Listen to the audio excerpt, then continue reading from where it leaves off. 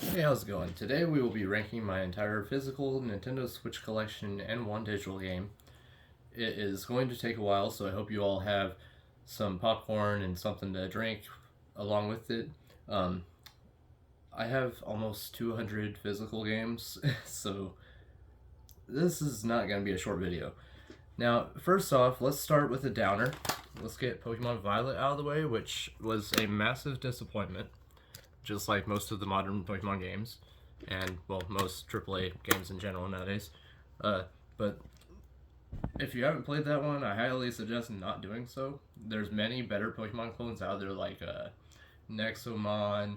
There's Temtem, the Dragon Quest one that just came out, which has bugs in it and issues, but nothing like Pokemon does. Pokemon's a freaking joke nowadays. This goes right in the F tier, and it's never coming out of there because they're never fixing it like they said they would. Alright, let's get some more disappointment out of the way. We got Pokemon Sword and Shield. These both sucked. Hop is an idiot. I hate him as a rival. I never want to play these games again, but I'm going to keep them because Pokemon always goes up in price. This is F tier.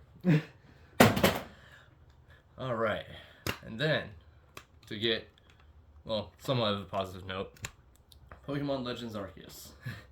This one did not suck nearly as much as the others. It almost felt like I was playing something that was fun, and just the catching mechanics, the open worldness of it, it was all going in the right direction. They just need to put in more effort next time, and I think we'll actually have a game worth playing.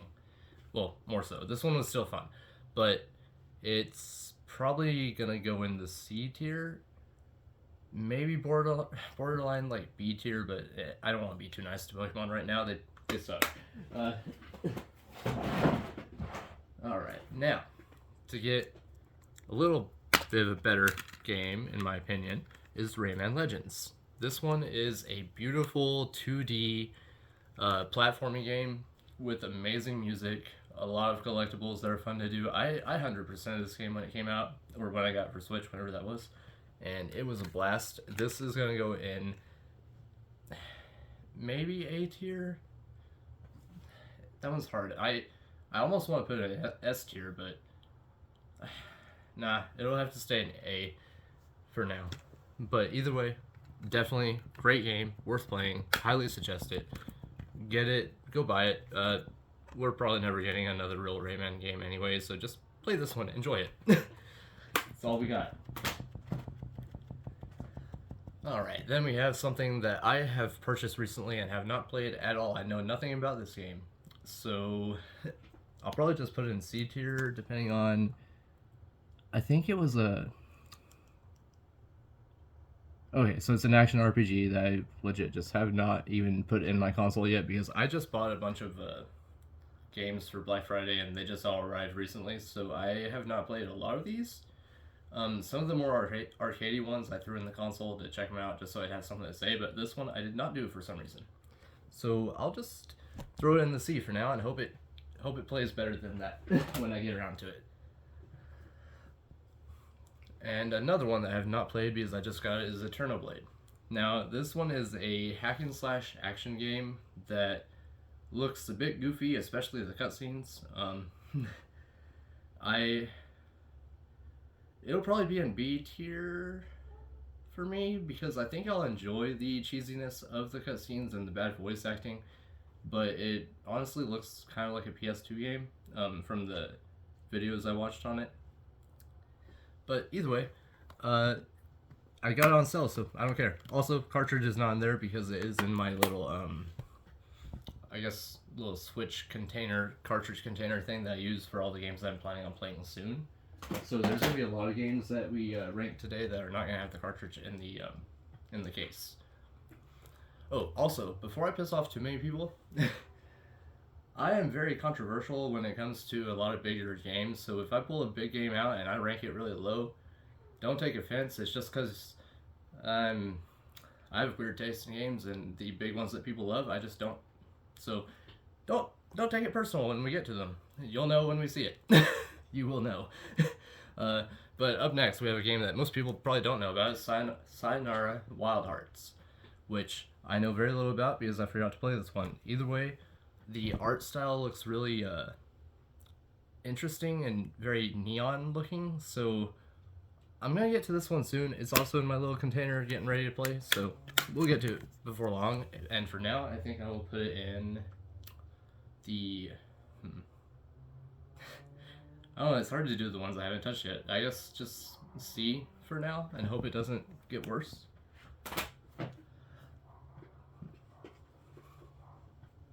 Oh god. I forgot about this. Okay, next we have Pokemon Brilliant Diamond.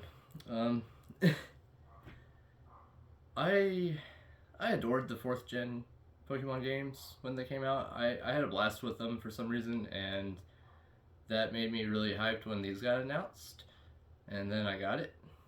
I wish I didn't. I barely put in probably 5 hours, I think, and I just got bored. I'm so sick of Pokemon, I guess, but this one's gonna go in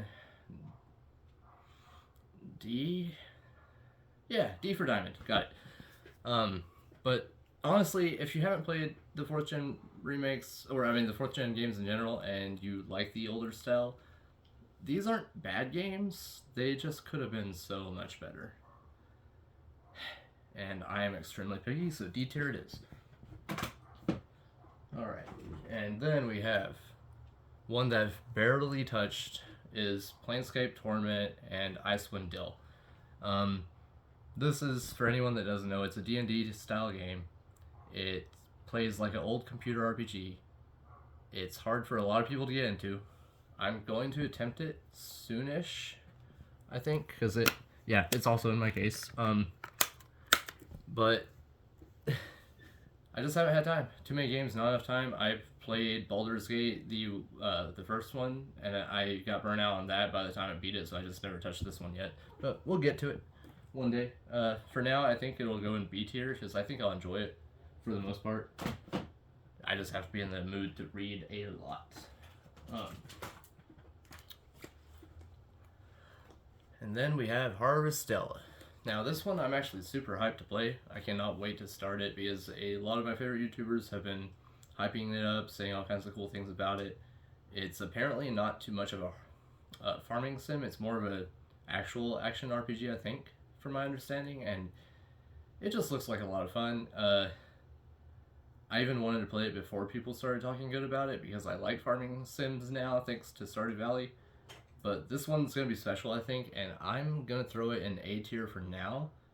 But again, I haven't got around to it, so it might change. It might go in S. It might go lower if other people are overhyping it and I don't like it as much, but we'll see. I'll get to it when I get to it. And then we have Omegabot. This one, I just played some today, and it's adorable, actually. It's, you get to go around, you're this little robot character guy that goes around killing all kinds of stuff like snails and frogs and stuff like that. Even he kills other robots eventually. But it is really cool, and apparently it has this poster in it, which is really interesting. Ooh, that's cute. But I'm gonna keep it in there for safety. And honestly, when I started this one today, it was hard to put down. I was having a blast killing all kinds of snails and frogs, man.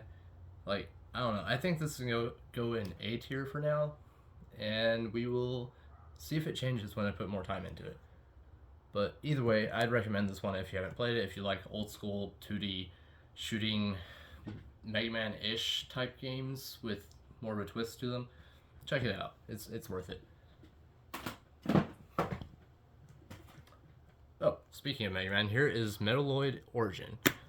This one I also just played today, and it was also hard to put down because it is it's honestly just a Mega Man clone, but with its own twist. It has a couple different mechanics that are really fun. It just, I don't know. I mean, 2D pixel art, it's a blast. I'm trying to think. It had this dash mechanic that I think, well, I guess that would be more like Mega Man X. But either way, this one has like Mega Man and Mega Man X mechanics in it that are just a lot of fun. The characters are cute. The art's cute. It's great. I heard a lot of people complaining about like the text. I think had some typos. But if anyone's playing these for the story, you're doing it wrong. Mega Man games are for fun, not story. So this one for now is going to go in A. I'll play it more and see if that changes eventually.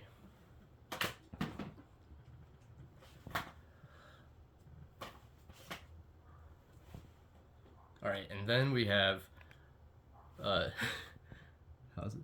Deedlit in Wonder Labyrinth, Rector of Lawless War.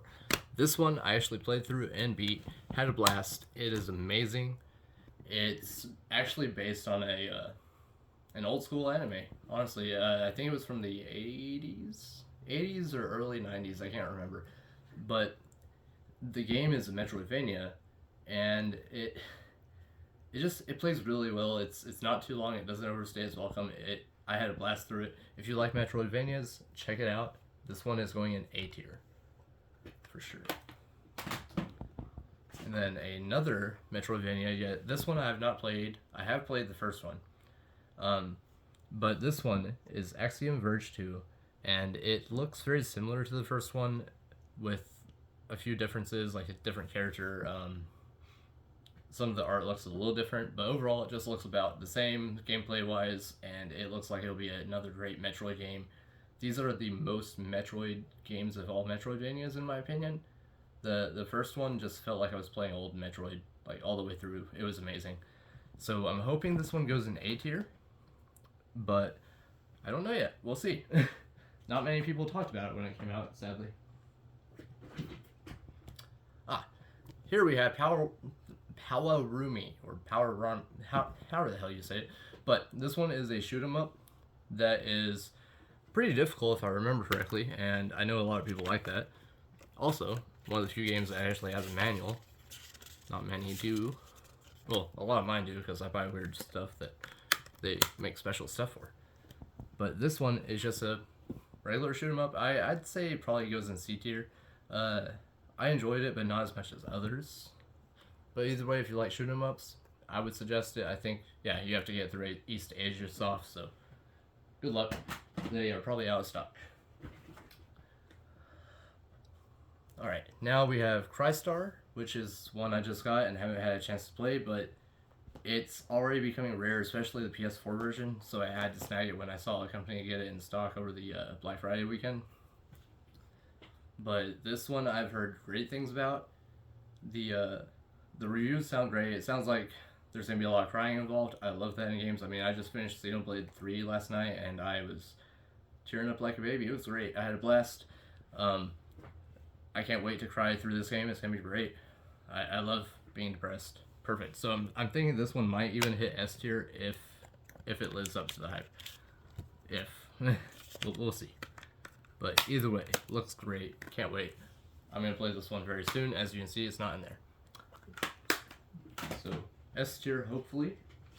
Now, here's a game that I don't really intend on playing anytime soon, just because it's a 3D puzzle type game, which I'm not always in the mood for. But I just got through Super Rare a few years ago when I got addicted to ordering through them and through Limited Run even, which I don't like them anymore either. But this game, I'm probably going to have to say it would go in D tier, because it really doesn't look like my type. But if you like puzzle-ish type of games, check it out.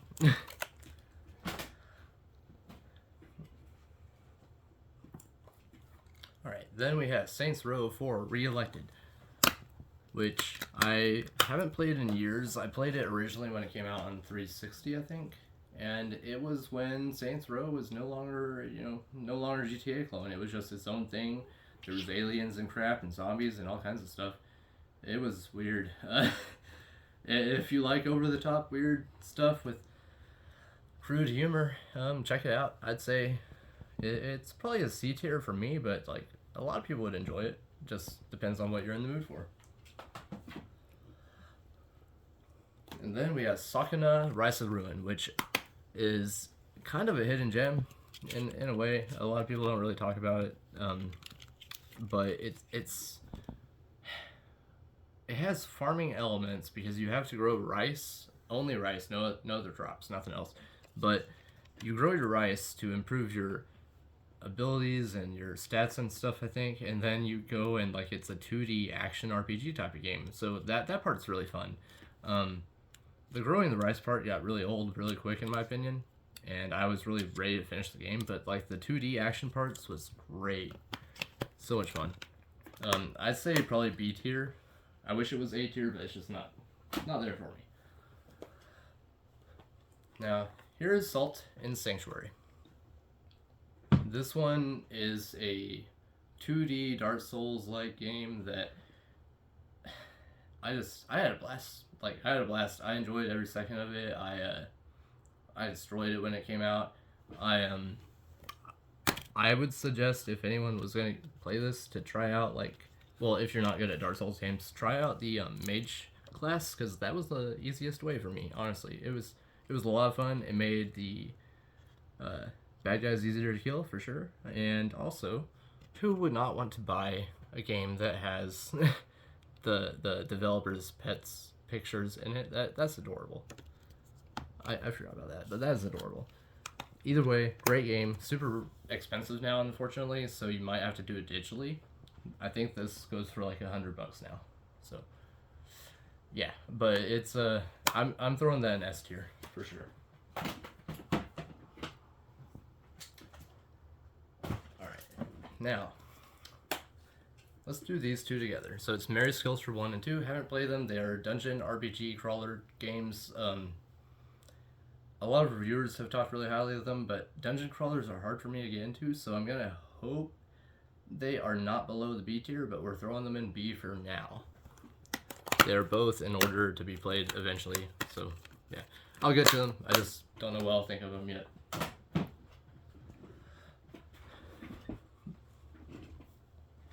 Alright, then we have Owlboy, which is an adorable little 2D platforming game with a bit of a story to it. I don't want to say too much, and I can't believe I forgot to. Ooh, there it goes. But the story is it's actually pretty cute. It was touching in some ways. I'd recommend this one. This one goes in A tier for sure. I thoroughly enjoyed it.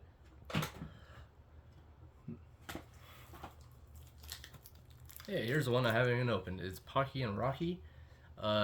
Anyone that doesn't know what this is, it's the top-down, I don't know if you'd say bullet hell shooter type of game, but kind of. Either way, they're fun. I just haven't got around to it. I got it on sale on Amazon for like $10, so couldn't pass it up. But I'm gonna play that soon for sure. I just forgot to open it. And then we have another unopened game, Machinarium, or however you say it. Yeah, whatever. But this was another super rare one when I was addicted to ordering from them. It's a point and click game, which I don't play many of those, so like I just haven't been in the mood for it, but I'll try it one day, probably, unless the price goes insane, and then I'll have to leave it sealed, of course. But for now, I'll throw it in C. Made in Abyss. This is an action RPG dungeon crawler. I want to say I haven't played more than a few minutes of it, just because I was reading that it doesn't really get good for the first like 8 to 10 hours, I think, if I remember correctly, and I wasn't in the mood for that at the time. I'll get to it eventually. I've kind of got burnt out on RPGs recently. I played and beat way too many RPGs last year, so I've kind of been taking a break. We're gonna play some more arcade games in the near future, but I'll get to this and many other RPGs in the near future as well. For now, I think I'll throw it in C rank. Then we have Scourgebringer, which is an awesome little indie roguelike, which is extremely hard. Also has the manual, because my games are awesome. But this one has a little stat tree you can grow. It should help some. My gameplay is just terrible. I'm not great at the game yet. I've only played it for an hour or two. But I've enjoyed what I played. The bosses are super hard. I need to practice a lot, but I'll get to it. I'll play more of it eventually. I just gotta be in the right mood. For now, I think it's a B tier game. I'm hoping it goes up to A if I get better at it. But for now, B, because I am bad. Then we have Star Ocean, the Second Story R. Haven't played it. Just bought it recently. It is the next RPG I'm probably going to play. and thankfully it's only like a 20 or 30 hour game, I think, so it won't take too long. Um, but yeah, I can't wait to start that one. If you don't know what it is, you really should, because the Star Ocean games are pretty fun. This one is the best one by far, I've heard. Yeah, they're just good action RPGs. Check it out. This one is probably going to go in S rank when I beat it, but for now we'll just put it in A.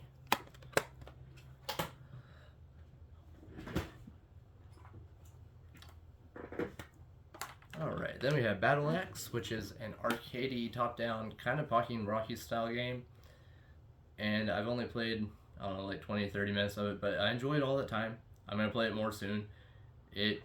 I'd honestly say it's on the edge of A. I'll throw it on B tier for now, just because I haven't put much time into it. But it might change. And then we have Rune Factory 3. I just got this one, so I haven't played it yet, but I have played a couple of others. I don't know where they are right now since these are no longer alphabetical. But this one I have high hopes for. I've enjoyed the 4th and 5th game, even though they have their own issues in their own ways. And I know this one does as well.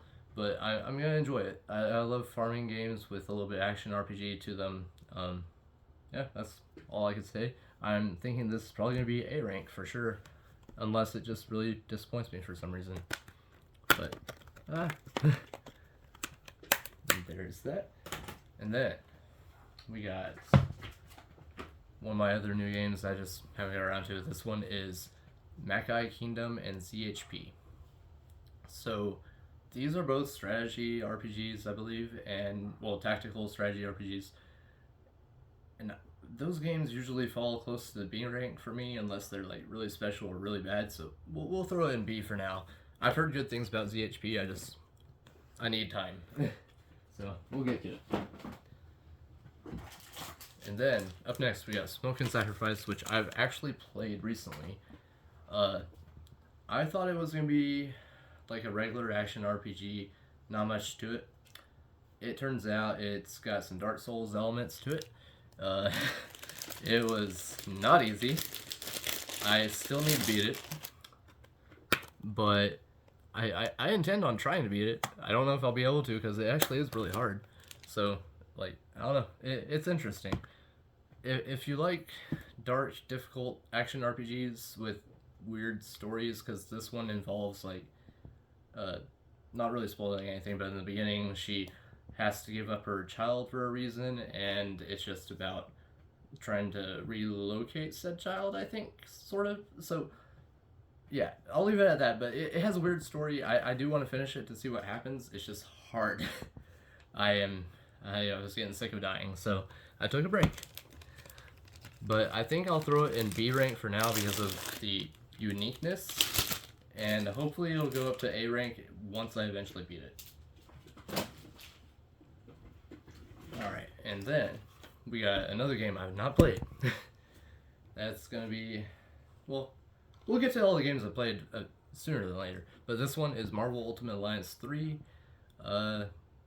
If you know the Marvel Ultimate Alliance games, they're just action Marvel games, really.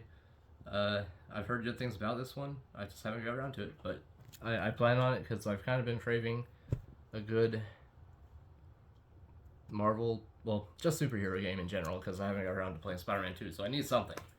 So I'll throw it in A rank for now. Hopefully it don't go below that.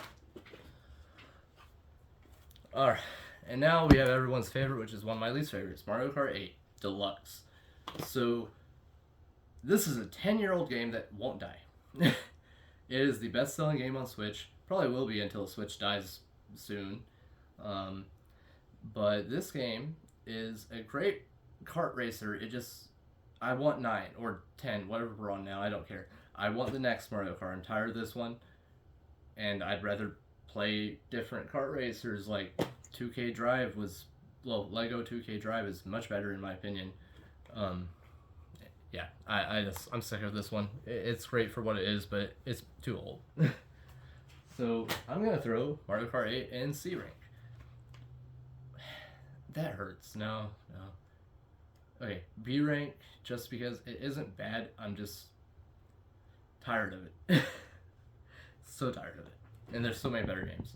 So up next we have a better Mario game in my opinion, because I like 3D Mario games a lot more than the racing ones. Here's Mario Odyssey. It is a masterpiece in my opinion. If you have not played it, you need to. Don't try 100%ing it because you will go insane, and it's not worth it. Like, you could go for like a 900 moons, stop there. Don't even try getting them all. It's not worth it. But I would say this is an A rank game at the very least, and I really can't wait until they make a new one. Hopefully this year.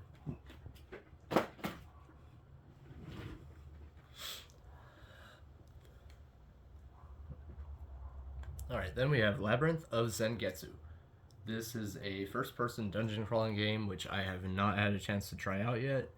I read good things about it online, obviously, that's why I bought it, but it was also on sale. These usually fall in B rank, so we'll throw it there for now and hope it changes one day. Alright, then we've got one of the best games on Switch, Mega Man 11. Now, I kind of like Mega Man a lot, so I'm a bit biased when it comes to this, but this game is going to go in S rank because of what it meant to me when it came out. Not that it's an S rank game, which, like, it is in a lot of ways, and others it isn't, but to me it is, because I thought Mega Man was dead at the time, and this kind of meant that Capcom's not giving up completely. They are just focusing on the titles that people actually like more, which I don't blame them. But at least they are giving us something Mega Man. Even nowadays they're giving the battle collections every now and then, so that was cool. But this one, S rank, if you like Mega Man, try it out, it's worth it. It has a really cool double gear system thingy. I forgot the real names for it because it's been years, but the mechanic was really cool. So, highly recommend it. The art style is awesome. It's just overall great. I can't wait until we get Mega Man X9 or Mega Man 12 if Capcom ever remembers Mega Man again. Now, up next, we have a game that don't exist anymore. This one is Mario 3D All-Stars. Nintendo's already pulled it away from everyone. I know everyone knows that, but in case you didn't, you can't buy this anymore. It's not on the eShop, it's not in stores, finally. It's going for a lot more online nowadays. People are... I hate scalpers, but either way, this would go in A rank for me because it has the best Mario game on it. It has Sunshine. I mean, everyone's favorite. No, in all seriousness, I do love Sunshine, but this game reminded me that that game is not perfect. I tried 100%ing it, thought I could. I gave up because the blue coins are dumb. Not worth it. The other games on this, obviously, Mario 64, great game. If you haven't played it, you need to. Galaxy, another great game. It's one of the... I mean, they're all the best. Like, Mario 3D games are just all special in their own way, in my opinion. I know a lot of people hate Sunshine, but I don't. And you shouldn't, because you're wrong if you do. But yeah, it's a great game. A rank. I highly suggest it.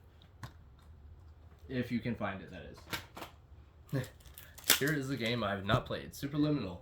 This one is a trippy, first-person, puzzle-ish type of game that I'm thinking that if I'm in the right medical mind state, I'll probably enjoy it a lot more because it looks really trippy.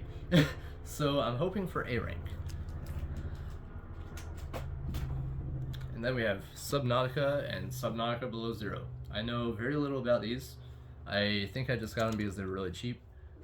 But they're just underwater games. If you like to be scared underwater, then check this game out. I'm probably going to throw it in the B rank for now, just because I don't know anything really. But yeah, Subnautica. Alright, then we have the new Harvest Moon games that are actually kind of worth playing, sort of, is Story of Seasons. It's like Rune Factory, but not nearly as fun. I would say this is going to go in C rank, because I thought it was going to be like an A or S rank just because I love these types of games usually. But this one was kind of disappointing. I got bored about, I don't know, 20 hours in. The characters in it are kind of lifeless. Yeah, it's not as good as others nearly. It is cute though. That's it's cute. And this little special thing I got has a character with it. I think I just don't want to hurt the box. Ooh, yeah. Yeah, it has this little thing. So if you need a little plush moose in your life, buy this game. It'll make your life complete. And it even comes with whatever the heck this is. A little cloth mat type thing. Sweet. So yeah, if you need either of those in your life, there you go.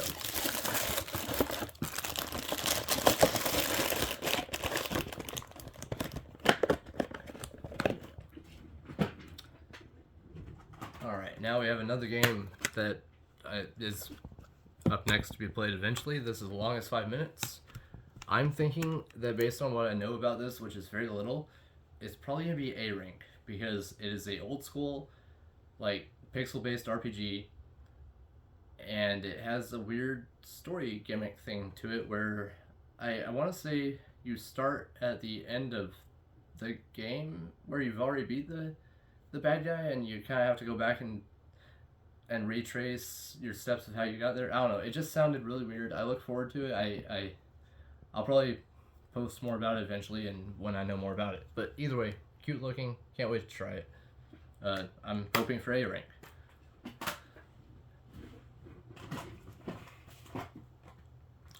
Here is Sturmfront, the Mutant War. I just played this one today, and it is an arcade top-down shooting game, kind of like Pokémon Rocky, but way better.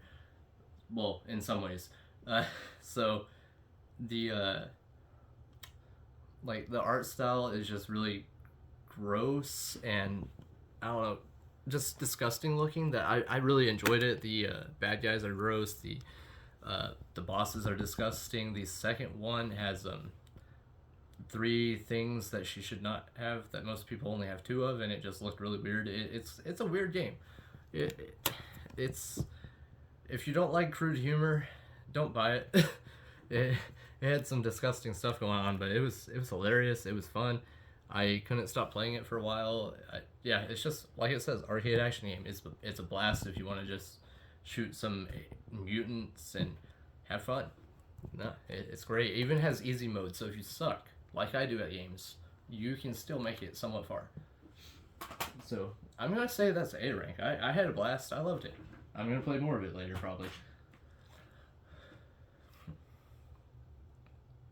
Alright, then we have Death's Door. This is supposed to be a Zelda-ish game, but isometric.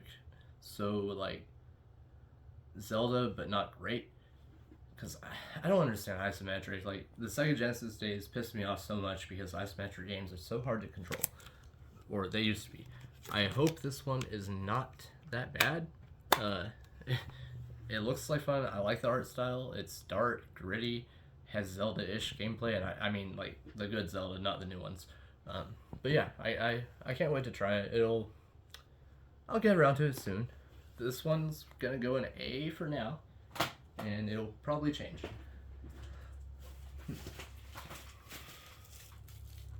Alright, now we have Sterdan, the Binary Stars. I know it's hard to see because I am not opening this. This game goes for way too much. However, I do own it digitally, so I have played it, because I could not make myself open this. It goes for hundreds, and yeah. But either way, if you like shoot 'em ups, this game is a blast. It's a roguelike shoot 'em up, and I suck at it, but I had a blast. I got somewhat far, and every run is different, so check it out. Just don't buy the physical. Buy digital on that one. You won't hear me say that often. Now we have SteamWorld Dig 2. This is a Metroidvania game that I need to finish. I got distracted when I was playing it and put it down and just never got back to it, but for that reason, I'll throw it in B tier for now just because it didn't keep my attention. I know it's a masterpiece and I just got distracted, so I need to get back to it. But for now, it's in B rank. If you like Metroidvania games, this is probably going to be higher than that for you, I would say. But either way, I'm going to check it out again because I didn't beat it. And I can't give a full opinion on something I haven't beat. Also, I know it seems like I have not beat many of these games. I own a lot, and there's a lot of them that I have beat, so like, I do try. I'd say I've beaten like at least 75% of my Switch collection, kind of. Now, up next is Sparklight, which is... I was kind of disappointed and not really in the mood for it when I tried it. It's a roguelike Zelda style game, old Zelda style, and the roguelike elements is what killed it for me. I don't know. I'll try to get back to it again and try to beat it. I was not clicking with it, so I'm gonna say C rank, and I hope it gets better. And then we have Immortals Phoenix Rising, the best Zelda game that is not Zelda, well, the best Breath of the Wild game that is not Breath of the Wild. This is like set in Greek mythology, but with Breath of the Wild gameplay. You can climb stuff, you can glide, you can do everything you can do in Breath of the Wild mainly, except you're killing Greek mythology instead. It was fun. The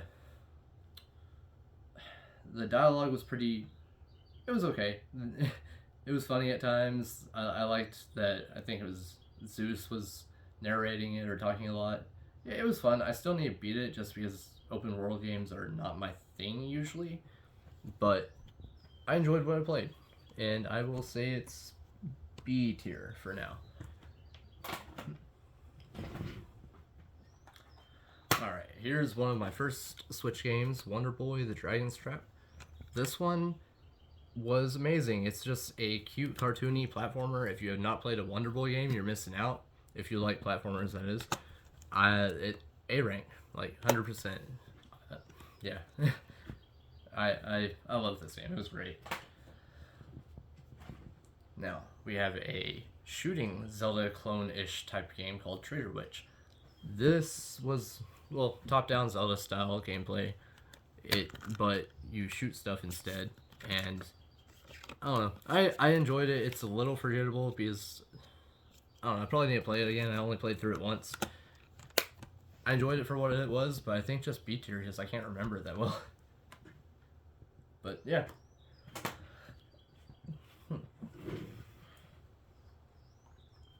And then we've got Triangle Strategy.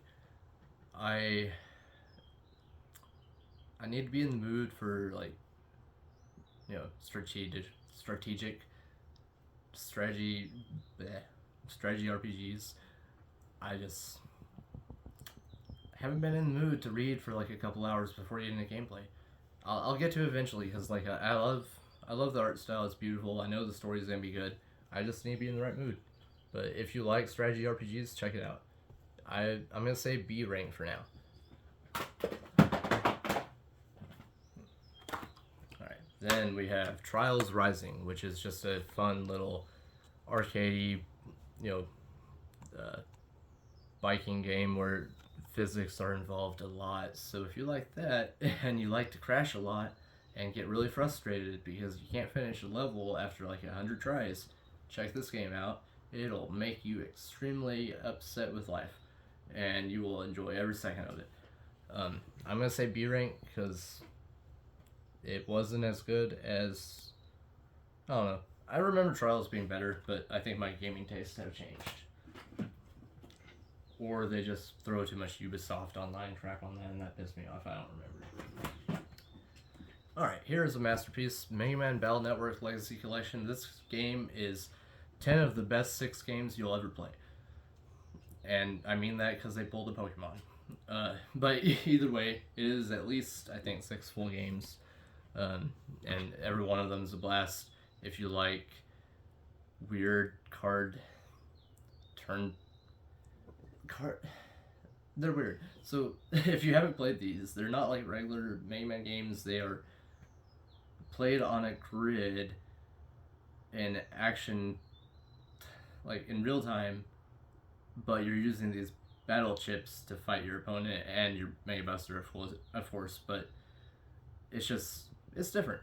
It's an RPG, not a platformer. So I highly recommend it if you don't know much about them. They're a lot of fun. I still need to replay through a lot of them. Like, I haven't played them since I was a kid. But I played through the first game again, and I enjoyed it. I love them.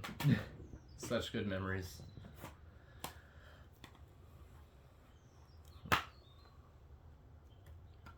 Alright, then we have Tales of Vesperia. This, like, for anyone that hasn't played a Tales of game, I would highly recommend it. Just, I would say start with, like, I don't know, you could start with any of them, really. I've played through Symphonia and Xillia 1 and 2, Graces F, I played through Zestiria, and I would say out of all those, Xillia is probably the best, but I haven't had a chance to play Vesperia, and a lot of people talk really highly on it, so I'm going to say it's an A rank, maybe S when I finish, because I love Tales of games, like, way too much.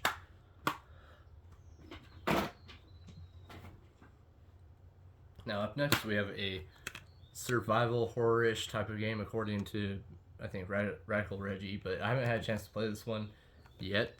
It looks very intriguing, and apparently, like, if you leave your character alone in real time for, like, a certain amount of time, they'll die in the game. So, like, once you start it, you need to finish it within a certain amount of time before you kill your character, apparently. But I'll get to it eventually and check it out, see what I think. For now, we'll say C rank, because I don't know. Now, we have Starlink Battle for Atlas, the best Star Fox game that was not a Star Fox game, and not as good as I remember it either. But I had a blast when it came out, just because there was not much else on Switch, and I thought it was amazing at the time. I've gone back to try to replay it since then, and it is not as good as I remember. But it's best on Switch, because you can have Fox, you can have his whole crew, all of them. It's just not a real Star Fox game, because Nintendo is slacking these days in some ways. But I would say this game ranks probably around B rank, just because I remember having a great time with it, but I think as a game it's probably closer to C. It depends on the person. But if you like space games, kind of like Star Fox, but not really, check it out. Now, up next, we have Spyro, the Reignited Trilogy. This game is perfect. Like, all three of them, perfect games. Love them all. I'd say S rank for sure, just because of value, gameplay. I mean, they're even fun 100%. Not many games are anymore. Well, which makes sense why these are older, but yeah. S rank, great games, play them. Otherwise, I will slap you. Now, we also have another roguelike called Hades, that you may or may not have heard of. This one's going to have to fall in A rank for me, not S, like most people. It's close to it, but it just isn't there for me. Either way, Hades is a great game. If you like breaking stuff and, just breaking environments and stuff like that, great game. That's my favorite aspect of it. You can break almost anything.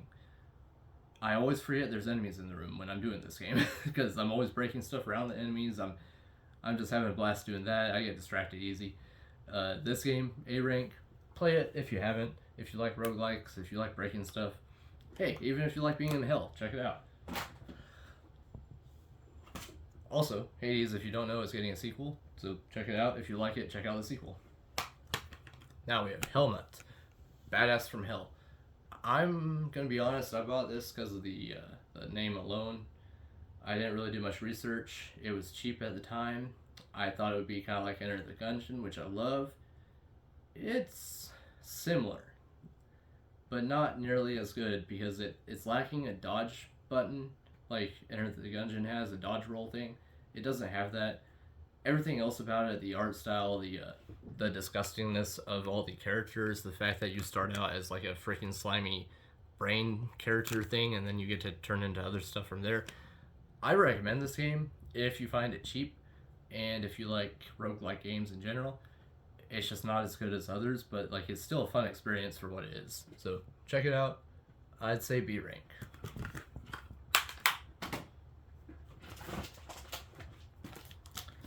Now we have one of my other newer games called Earth Knight. This is a 2D hand-drawn painted thingy. It's beautiful. The art style is beautiful. The gameplay is hard as hell. I'm still working on getting better at it. It's it's not. I don't know. I just can't wrap my head around the controls yet. It's so different than other things. But either way, like for the art style, I'm giving it a freaking A. It's beautiful, and I know I'm gonna get better at it and enjoy it more. But for now, it's just kind of a hard little 2D arcade game for me for now.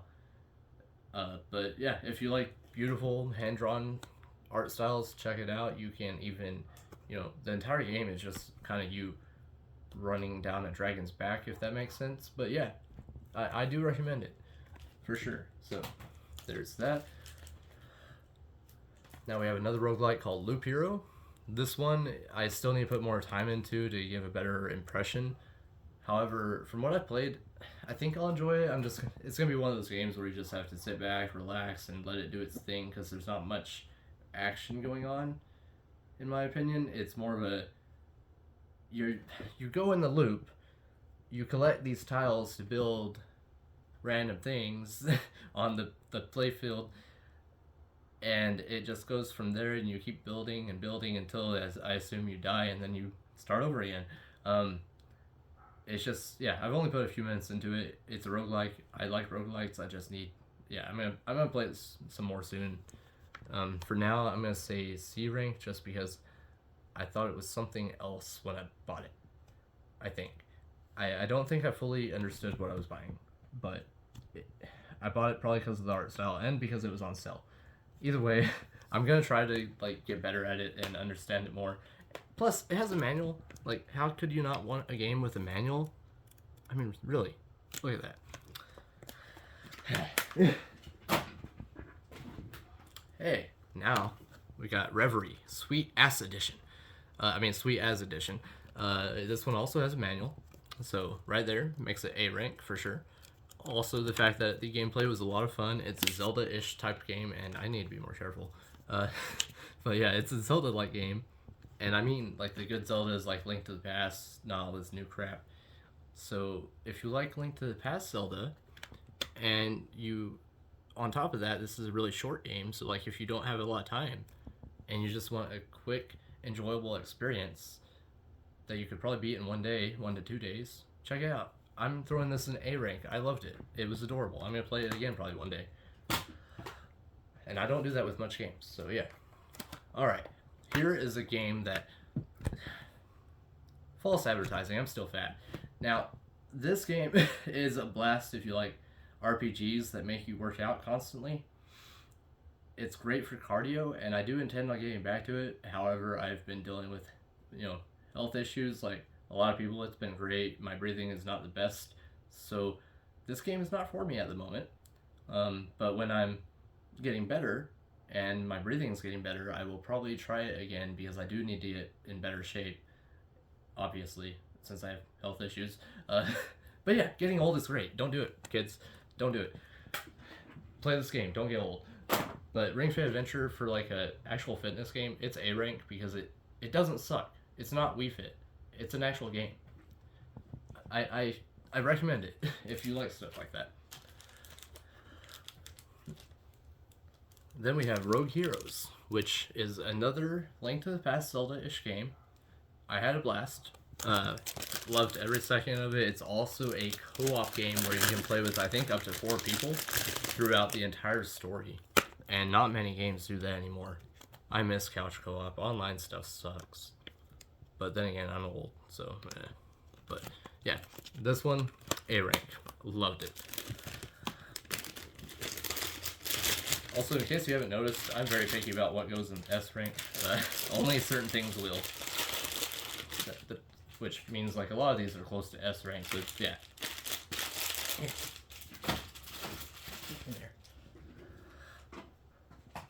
Hey, I found the other 2 Rune Factory games. So, both these, S rank, because I put a lot of time in them. I'm probably going to replay them one day, especially this one, because I still need to beat it. It was my first Rune Factory game. I wasn't good at them at the time. I feel I'm a little better now because I understand them more. But this one I got to the end, and I guess I just gave up because it was really, really hard and I got distracted. So I want to replay it and beat it, and with my newfound knowledge of the series, I think I'll do that after I play through the third one. And then this one, number 5, I just beat recently, which is the first Rune Factory game in 3D, technically, which means it has a lot of technical issues. The characters are kind of bland and lifeless at times, but the gameplay and the farming and the monster killing and taming, it's all there. It's great. If you like that sort of thing, check it out. Can't recommend them enough. And then this one I don't really recommend because it's also a Saints Row game that isn't that great unless you just like over the top, weird GTA clones that are no longer GTA clones. I don't know what to say about this game without getting immediately like shut down on YouTube because it's got stuff in it. And if you know what I mean, you know what I mean. This one's C rank. Sure. Now, up next, we have a Masterpiece series. Let me see if I can find the other crap. Well, close enough. Well, I found 2 of them. So we have Ys 8, which is beyond perfect, and then Ys 9, which is almost perfect. I only say that because I enjoyed this one way more. Still has all the stuff with it. The story was better in my opinion. They're both great in their own ways, but this one's more vibrant and more open where you can actually explore. You're exploring an island the entire game if you don't know that, but yeah, you're doing that, so it's nice, vibrant. There's some cool creatures on the island that look kind of like dinosaurs. It's just fun. And then there's this game where you're stuck in a dark city the entire game. Like, nothing against that because I do like dark games. It wasn't clicking with me. The story was still good. It just wasn't as good as 8. 8 is one of my all-time favorite games ever. This is S. I'd say this is A. Just, I can't put it in S.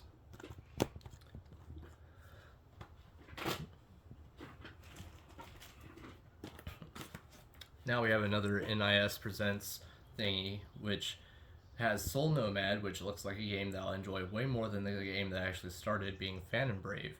Now, Phantom Brave is cute. That's really all I can give it. It's cute. It's better than, I don't know, it's less fluffy than Disgaea cute in my opinion, but it's got its own type of Disgaea-ish cuteness to it. However, Soul Nomad looks more like my type because it's a little grittier looking, and I've heard great things about it. I don't know why I didn't start with it. I mean, I'll probably play that one next time I feel like doing a strategy RPG, but if you like tactics games, check these out. They have gameplay, and they exist. I'm going to throw them in A rank just because I think this one's going to be one of my favorites. So that might change.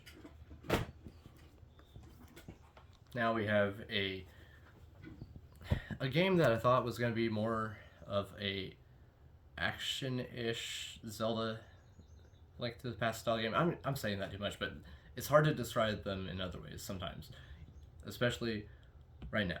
So this is Witchwood. It's good for what it is, but it's more of a fetch quest type of game than a game type of game. So I'd say B rank just because it wasn't what I expected, but I did enjoy it. And it was only like 10 hours long, so at least I could finish it pretty quick. And manual.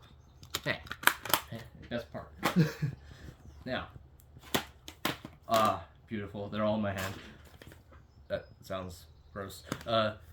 Alright, so here is my newfound favorite series, favorite games of all time. No matter what. I don't think these are going to change anytime soon. I just beat this one last night, and if you have not played it, or if you haven't played any, honestly, if you haven't played these 3 and you want to just check this one out, do it.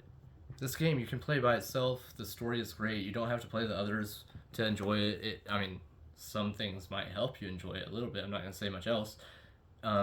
There's also a DLC to this that I have yet to play, and I know that's going to help connect a few things that I'm still confused on. So I can't wait to try that, called Future Redeemed. Um, but yeah, if you like open world action, kind of action RPGs, in a way, the combat's weird, but the stories are what matters, and they're all in S rank. They're never gonna change. They are beautiful games. The music, the stories, the gameplay, everything. Which, ironically, the first time I played one being the second game, I didn't like it at first. I put about 10 hours into it. I wasn't feeling it. I was in the mood. And then I set it down for a year. I picked it back up one day after beating the definitive game of the first game. And I got to play the second one again. And yeah, I'm so glad I did. Because my favorite series now. And I don't think that's going to change. The stories are way too special. Especially 3. 3 is like really, really dark anime, and that's the best type. Plus, if you like to be depressed and cry during games, check it out. They're good for that. Also, if you want a different reason to cry, and that is because it's difficult as hell, check out this. Yooka-Laylee The Impossible Lair. You can play the final dungeon first. If you want to hurt yourself and torture yourself for a little bit, you can. If you're into that sort of thing. But I personally don't suggest that. I would say start at the lower level so you can actually complete something. I never beat this game because of that final the final level, and I don't think I will unless I just magically get super good at it one day. But I enjoyed all the other levels that were actually beatable. It's there for people that like a challenge. It's great for what it is. Just don't torture yourself with that one level. Unless you want to. If you're into that sort of thing. But I would say B rank just because it's not as good as some other platformers. And then we have the first game of that series, Yooka-Laylee 1, which was more of a Banjo-Kazooie style game instead of a DK clone. But this game kind of had some issues and wasn't super enjoyable in some ways, but I still plan on getting back to it. I want to beat it one day since it is a 3D platformer, and I used to love those when I was a child. I just gotta be in the right mood. Here's another of the many games I have not played, Yes Your Race. I'm gonna say this is probably gonna be in B rank. It'll probably go higher once I actually play it because I've heard great things about it, but I know very little about it other than the fact that it is an indie game that I need to open and play. There you go. Yes Your Race. Enjoy. Now we have another one that very similar to the last one. Not open. Same company. Need to play it.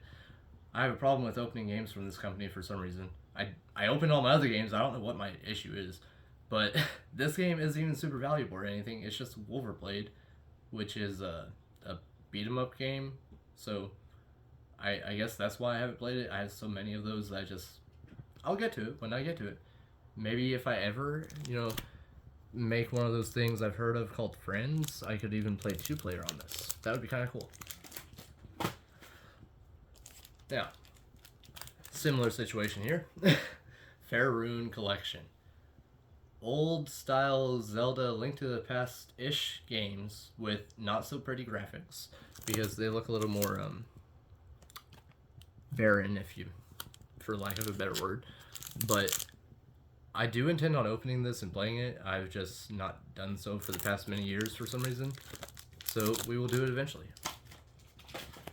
And I think I forgot to rank that one, so we're going to throw that in the C rank. Sure.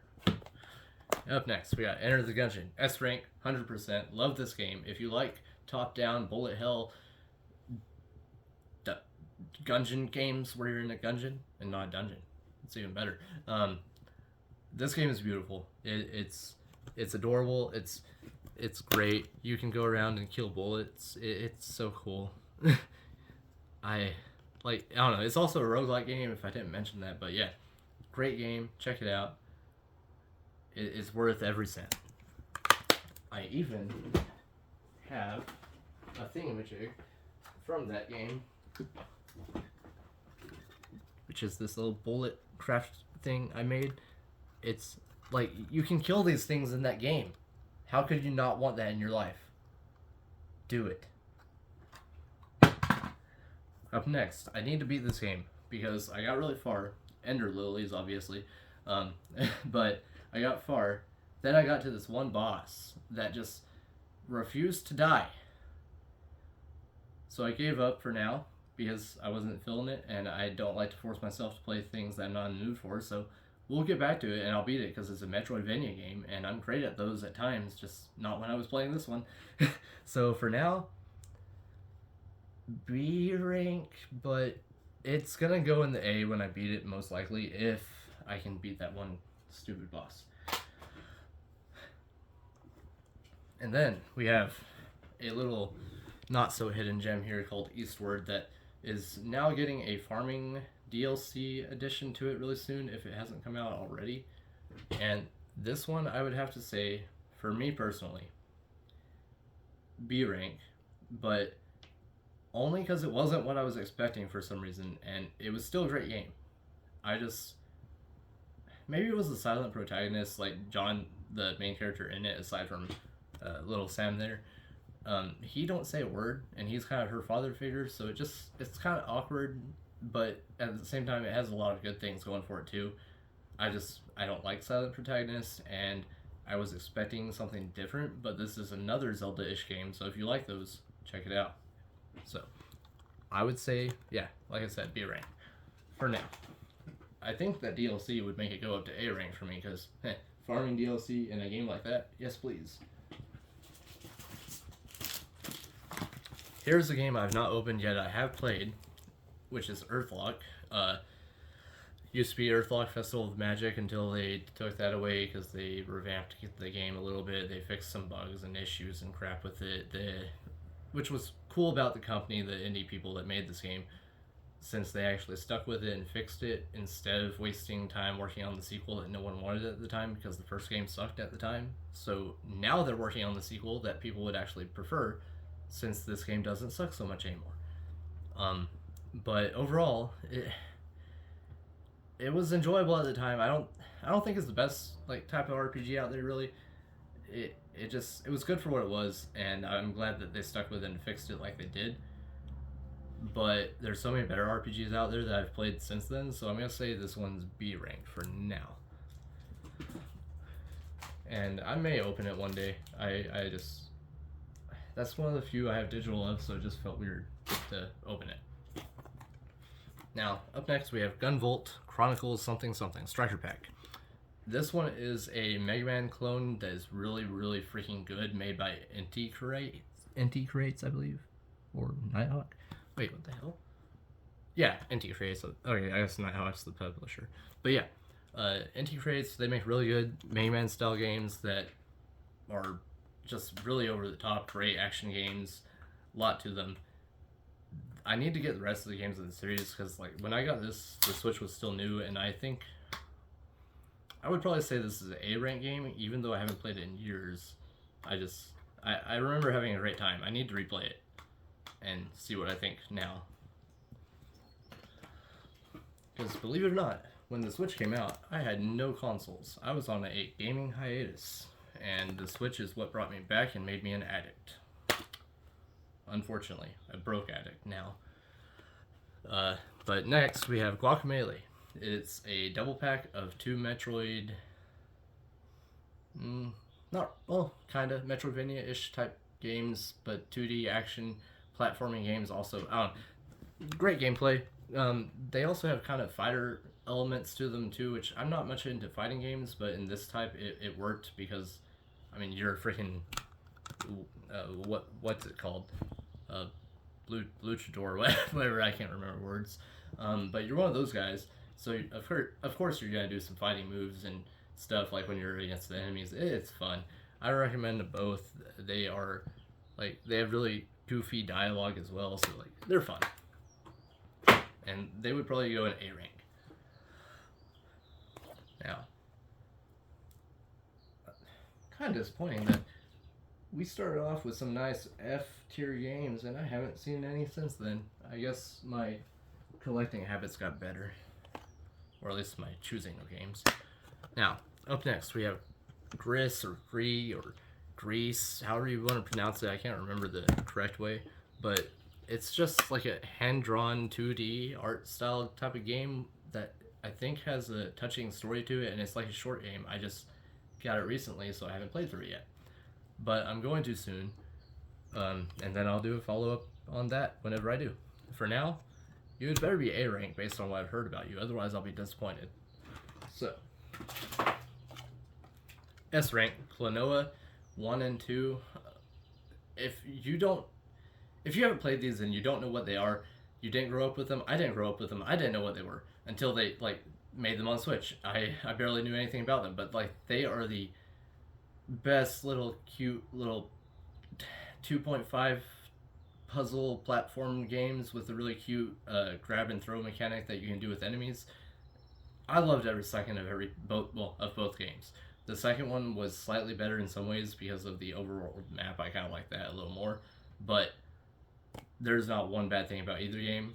Highly recommend them, especially since we probably never will get a new one if this one doesn't sell well enough or hasn't been selling well enough. I haven't been keeping up with it, but I would love a new one day.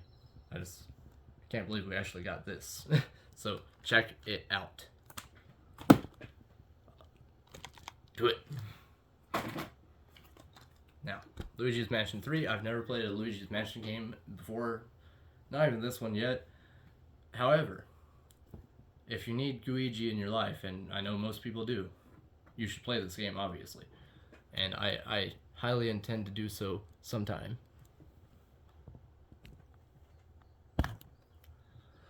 So, I'm thinking probably A rank since it's a AAA Nintendo game and not many of those go in S rank for me. But I can't wait to play it and to try out Luigi. Now we have another super rare game that I have not opened yet called Lone Wolf, or I guess Joe Devers' Lone Wolf, because he was the author of this series apparently that I know nothing about. But it sounds like a storybook adventure game because it's based on a storybook series, I guess. If you like story-driven games that are about lone wolves that Super Rare made, check it out. It's a game that exists, and I think it's probably C rank for me, honestly. But yeah, there it is. Now we have The Lost Child, one of the first Switch games I ever got. So glad I did, because it's another one of those that shot up in price just for no reason. That happens a lot with Switch games, which is probably why I got so addicted to buying them, because a lot of them just keep going up in price, and it's addicting. So yeah. But this is another first-person dungeon crawling game with some nice fan service if you're into that. Not too much fan service, obviously. It's not M, but it still has a lot. The story was super forgettable for me. I want to say it had some SMT elements in the way that you were recruiting demons to fight with you. So kind of like that, but first-person dungeon crawling instead of like SMT3 and 5 where it's a more open world. Well, that term very loosely for SMT3. But yeah, more open. This one is not. It is first-person dungeon crawling. Still fun, just different. And I almost beat it. I think I just got distracted by other Switch games at the time. Now, we have TMNT Shredder's Revenge. It's a great beat 'em up.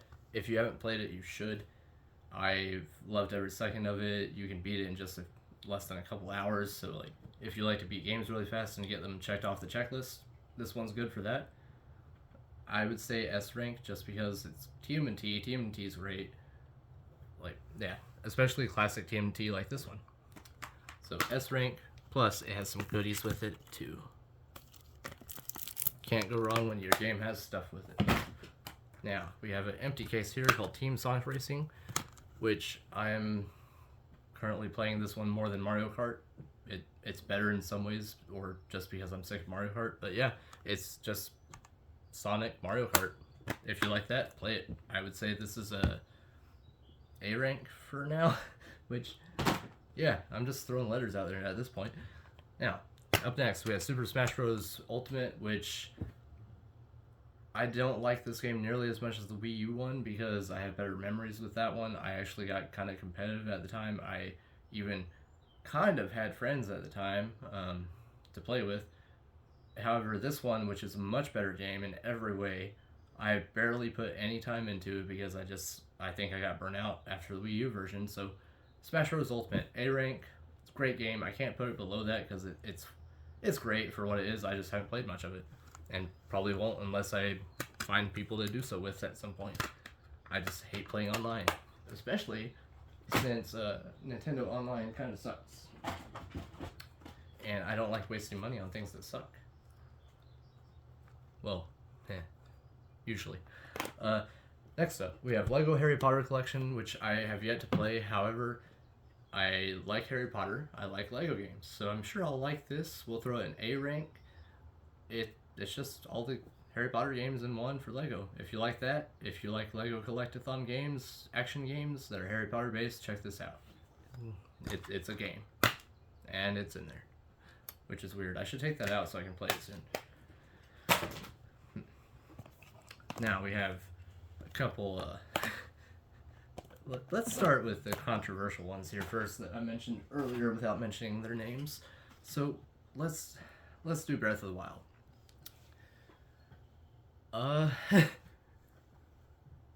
This game,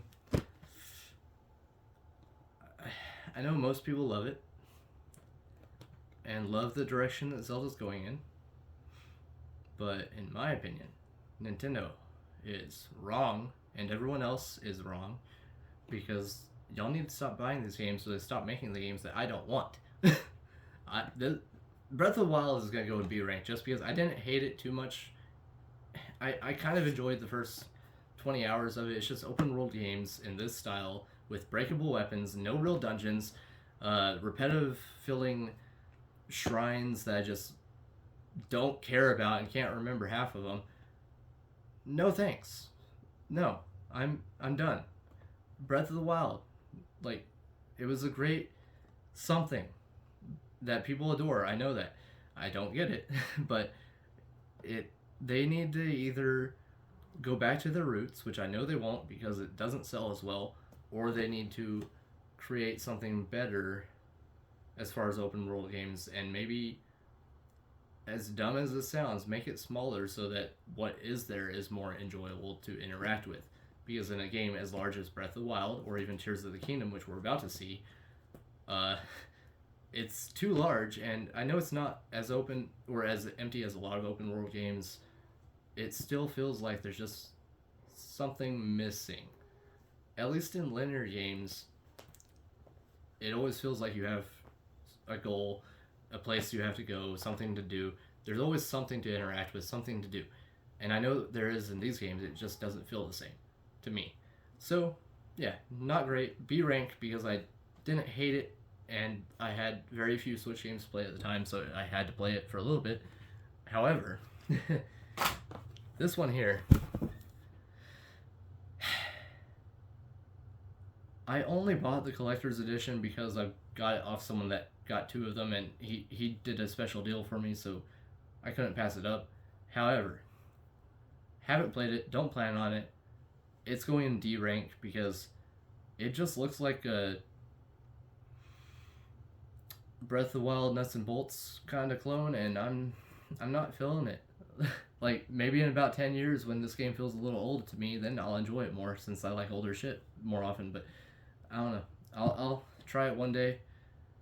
It's just, I wish they would make games like they used to. Then again, I know I'm one of the few that's like that, so yeah. I know no one else is going to agree with that. Now, let's get on to one that did not disappoint me nearly as much. And yet, it disappointed a lot of other people because everyone's different.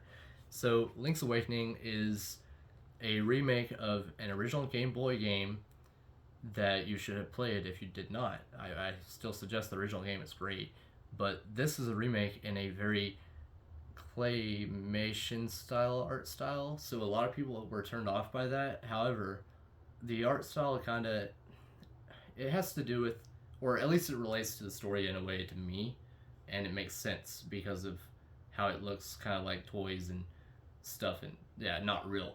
It makes sense when you get into the story and whatnot. But either way, it's just the old school type of Zelda where you go through dungeons and it's top down. It's great. The frame rate issues, it does have a few of those, but it's not that bad like a lot of people complain about.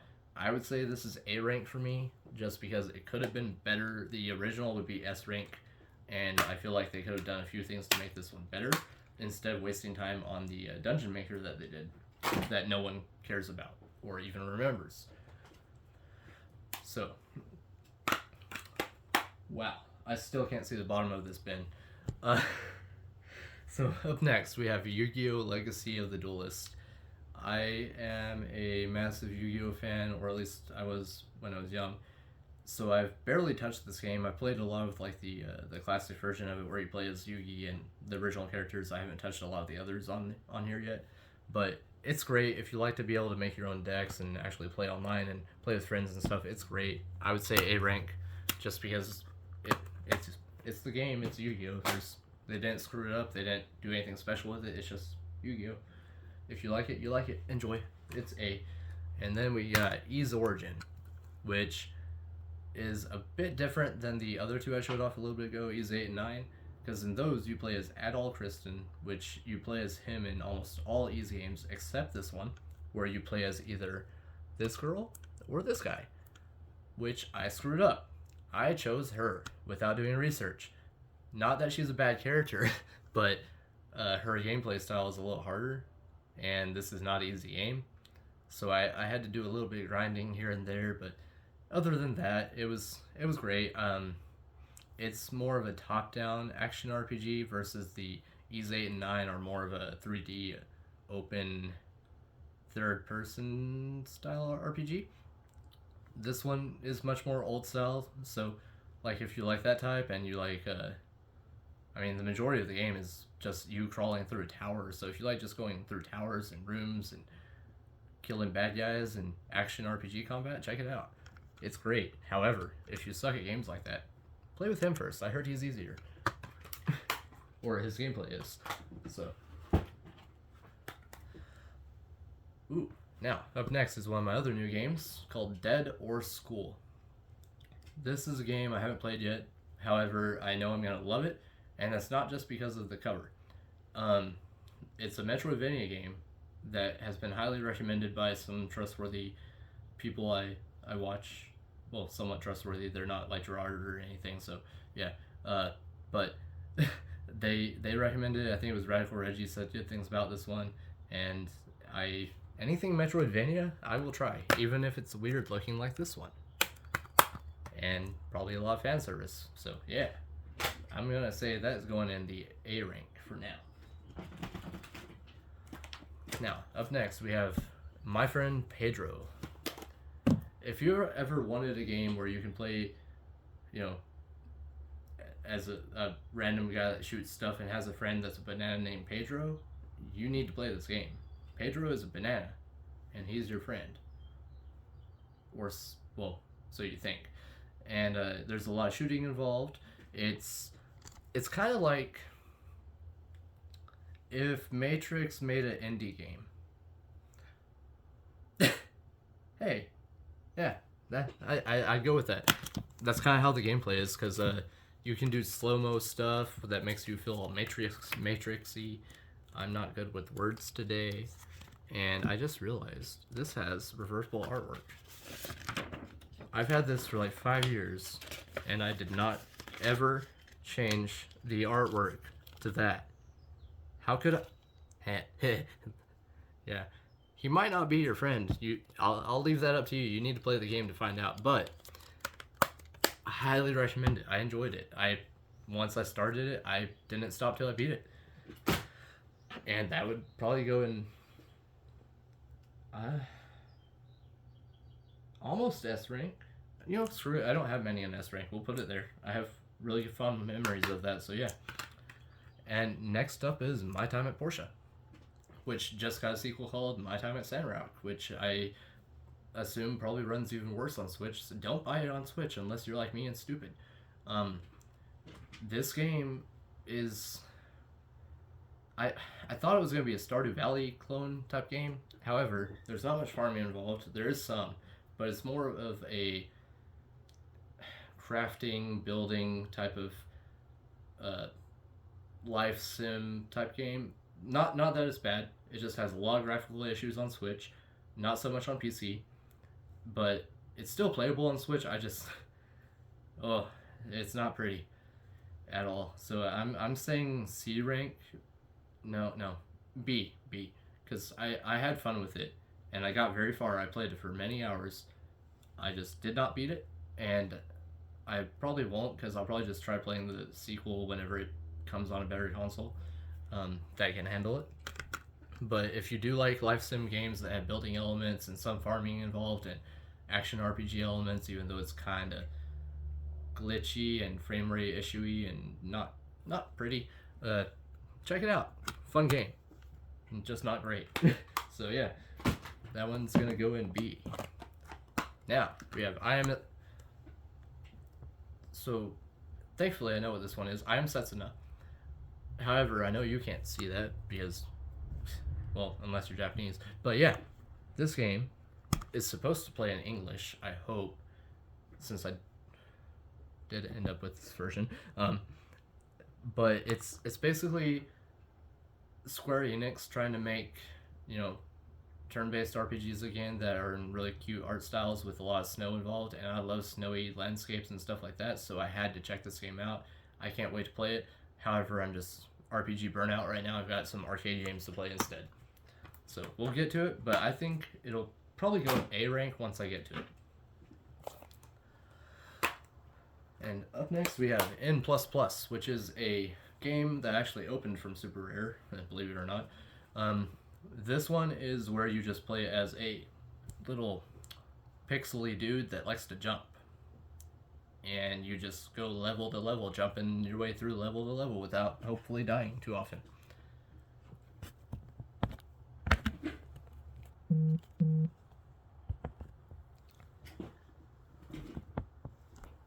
Yeah, so N++ is just a little pixely level-based game. I have not made it very far. It's very challenging.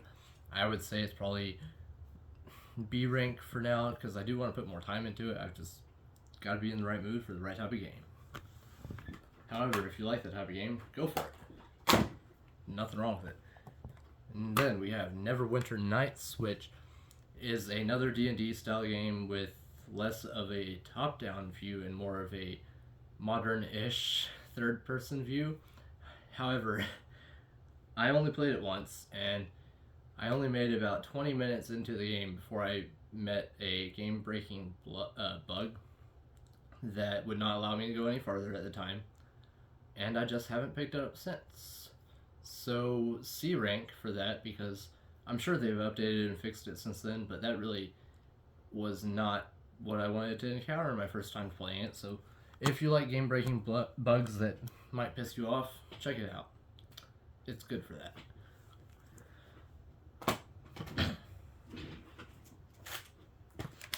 Alright, now we have some games that people actually might know of. New Super Mario Bros. U Deluxe. This was one of the most disappointing Mario games on Switch and Wii U. If you like the old New Super Mario Bros. Style that has almost nothing going for it, and it's very bland and just 2D platform Mario game, check it out. That's all it is. Nothing special, nothing terrible, but it's not great. I would say B rank just because they've done better more recently. Now we have Ninja Saviors, which, God, I need to take these stickers off. But this one is a arcade retro style Ninja Gaiden-ish game, but I've only played it once and I got pretty far, I think. However, I need to put more time into it. I enjoyed what I played. It was just an action 2D game, but not much else to it. I would say B rank, just because I forgot a little bit about it. Now we have a couple RPGs here that take up way too much time. Octopath Traveler 1 and 2. So, These, if you don't know anything about them, they are what made HD 2D a thing, or this one is, and that style is beautiful. I love everything about it. I loved this game to death when it came out. I put way too much time into it, and they, at the time, that's what I needed. I needed something that was grindy, took forever to beat, and that's what this is. When I got this, I loved it, but I was not in the mood for something super grindy, so I haven't beat it yet. I did get really far. I just need to go back and actually beat it. But I would say S rank for memories on this one, A rank for that one for now. Which I know it's backwards for a lot of people, but it's just because I haven't finished it and I'm picky. I don't know. I more nostalgia. Nostalgia wins over better game for some reason. Then we have Ori and the Blind Forest and Ori and the Will of the Wisps. These were Xbox exclusives at one time. I'm so glad they came to an actual console eventually so that people can play them. These are some of the best 2D platform Metroidvania-ish type games out there. They don't have much dialogue, but the way they tell their story is beautiful. It's very touching. I can't praise these enough. They are S rank, and I would put them higher if I could. Yeah. But there they are. They're games. They're fun. Check them out if you haven't. Alright, then we got some Mega Man X Legacy Collection 1 and 2 plus Legacy Collection ZX. So, also great games. These are just 2D shooting platformers. If you don't know that, then you are living under a rock at this point. This one has more sword action, obviously, instead of just shooting. But yeah, they are just great arcadey 2D platformers that are extremely hard at times and so much fun and rewarding to beat. They are both A rank. And then we have The Messenger, which I need to play this, yet I cannot open the copy I have.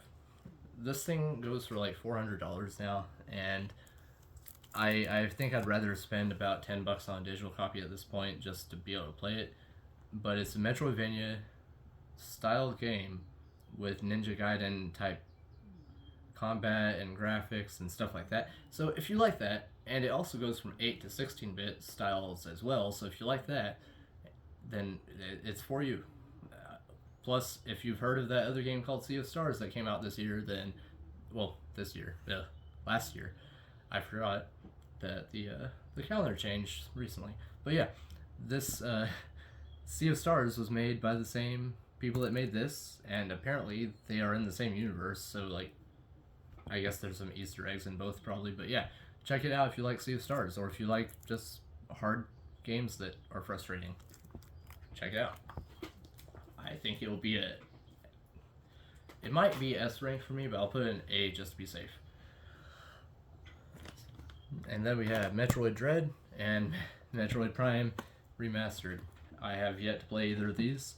This one I think I'll like way more just because I've never been into like first-person shooters at all until more recently. I've been trying to get into the more single-player ones that exist. So hopefully I'll enjoy this. I think I'll like this one more just because it's more 2D, and that's my sort of thing, obviously. But yeah, I'm going to say A rank for both just because Metroid, and that's that. I can't wait. They are both up next to be played soon, so yeah. Then we got Monster Boy and the Cursed Kingdom, I think. Yeah. Masterpiece of a game. S rank. Great memories. When I got it, the Switch was new-ish and still my only console at the time. I loved every second of this game. It's a masterpiece. It's just like the Wonder Boy games. If you played those like we talked about earlier, I highly recommend it. And then we also have some Monster Crown here, which is something I forgot to mention earlier. This is a Pokemon clone that doesn't suck. It's also in the style of like the Game Boy Pokemon game, so if you like that, check it out. I'm putting this in A rank because it's Pokemon, but it doesn't suck. That's hard to find nowadays. Hey, speaking of Pokemon that don't suck, here's Monster Hunter Stories 2. I haven't got around to it, but I know it's going to be better than any Pokemon game is nowadays. and I have to play the first one first because I'm weird like that. So I have Monster Hunter Stories on the DS, I think, or 3DS. So I'm gonna play that first before I play this much better game, or much newer game, I should say. But yeah, it's kind of a Pokemon game, but I've heard much better things about it. And I also hate the Monster Hunter games, and I know this one's much different since it's a spin-off and not like the real Monster Hunter games, so that's good because those don't click with me at all. But and then we have Moonlighter, which still has a receipt in it, and a manual. This game would have to go in probably A rank, no, B, because it does have flaws. But I enjoyed most of it. It's weird. So during the day, you run a shop, and you have to sell stuff to people in your town in the shop during the day. But at night, your poor character goes to dungeons and starts killing stuff. This guy never sleeps. He is either at the dungeon or working in his shop. For that, yeah, I mean B, just because it does have some gameplay flaws, but yeah, other than that, it's just a lot of fun. It's a cute little indie game. Oh shit.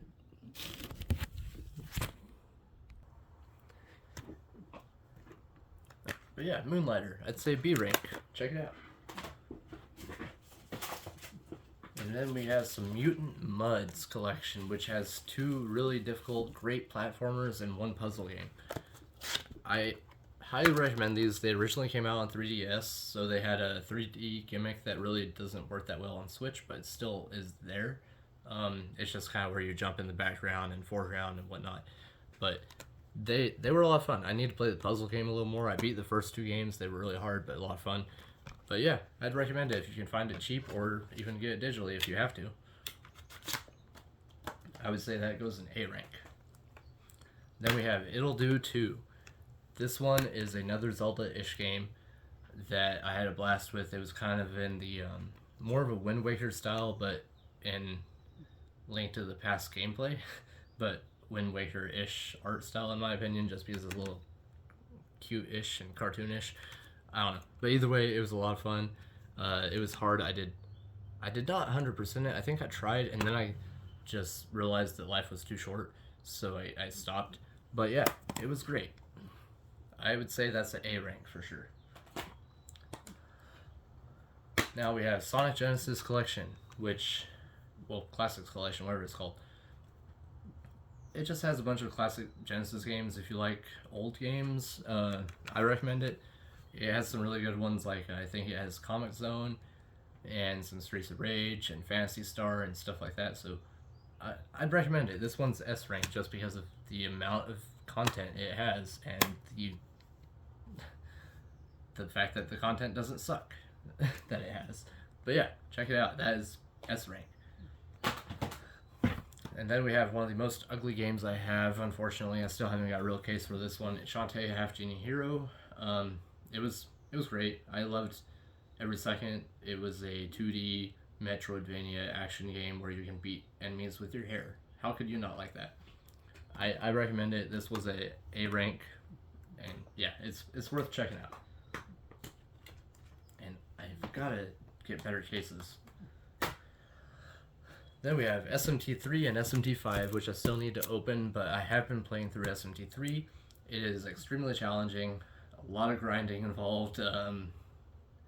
If you like a challenge in your RPG and you like to have demons to control, it's kind of like Pokemon but for adults, in a way.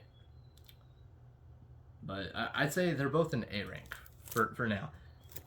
Just, that might change one day. Then we got Shovel Knight, the Treasure Trove. 100% S rank. I became an addict when this game first came out, or when I first got my hands on it. I played through it completely. I beat all the DLCs to it, which are their own games in their own right, and oh, it's so perfect. If you just like platforming games with great combat and cute dialogue sometimes, oh, it's great. especially since the people that made this game, I think Yacht Club Games, they are currently working on a Zelda-ish Game Boy style game called Mina the Hollower. Hollower, yeah. Uh, but that game looks really cool. Can't wait for it to come out, and so I can play it. I've heard it's really hard, so I can't wait to get frustrated. Love doing that. Now, up next we have Cinemora X, or Cinemora. I don't know how you pronounce it. All I know is it's a shoot 'em up that is a lot of fun. The art is really nice. It's more of a 3D style than just a 2D pixel art, so it has something different going for it. And I've been playing it a little bit here and there, so definitely fun. I'd say B rank just because shoot 'em ups are not my favorite, but they're becoming more of something I enjoy. And then we have Snack World Dungeon Crawl Gold Edition. I don't know how to explain this one. It's like a top-down dungeon crawling RPG with, I don't know.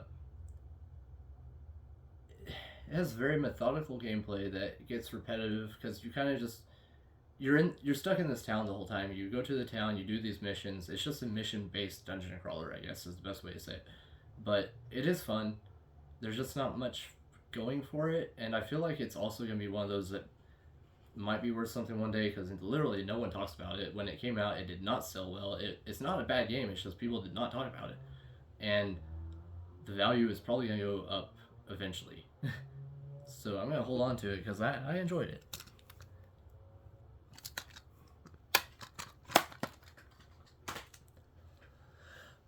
Now, up next we have Snake Pass, which is a 3D platform puzzle type of game, I think. And I just got it because it was cheap through Super Rare at one point, and I never got around to opening it. Now it's worth hundreds of dollars, and I can't see myself opening a $5 eShop game when I could just play it that way if I decide to. So this is just one of those that I own. For now. That might change. I'll throw it in C rank. Now we have South Park, The Fractured Butthole. This game I am going to start eventually. I haven't had a chance, but I've heard great things about it. It's just a turn-based RPG, I've heard, and in the South Park world, so can't go wrong if you like that sort of thing. Check it out. I would say it's probably B rank. Now we have the Hotline Miami Collection. This game was something. When I started, I didn't know what I was in for. I didn't realize how hard it was going to be, how challenging it was, how awesome it was. It's just a retro-styled, top-down, one-hit kill sort of thing where you're always on edge throughout each level because you know one hit and you're dead. So it's very, very, very stressful, which that's what games are for, right? So this one, I would say B rank because it was something. Like, I still want to play more of it, but it was something. I was not in the mood to get killed a million times when I was playing it. Now, oh crap. Now we have some Hollow Knight that I just dropped all of the goodies inside the case. So it has a little thing here, a manual here, and a thing here that I all threw on the floor. Now, if you don't know what this game is, you should definitely play it. It's a Metroidvania game done very, very, very well. I can't think of any flaws about it. The combat's perfect, it's challenging, the art style's beautiful.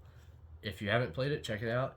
Just don't look up the sequel because it's been in limbo for a while. And I think that would be a S rank game there, for sure.